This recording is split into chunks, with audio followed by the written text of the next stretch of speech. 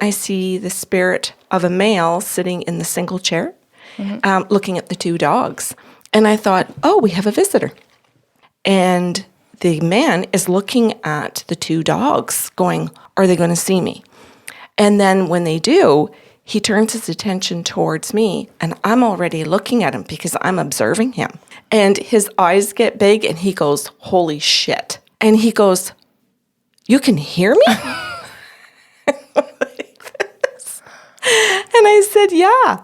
So he goes, can I have a conversation with you? And I said, have you just recently passed? Because are you new? You're a newbie. How do you know I'm new? I said, because other spirits who come to the house know what Kelly and I do. And usually they're debriefed by the spirit world. So I'm curious, are you somebody who's just recently passed? And he went, yeah. He says, I just passed today. And I said, okay. He goes, so I'm just kind of going through what you and Kelly would call the transition. And he says, but I do know who you are, and that he says that you do this. He says, I just didn't believe it. And I said, okay. Thank you, sir. I said, okay.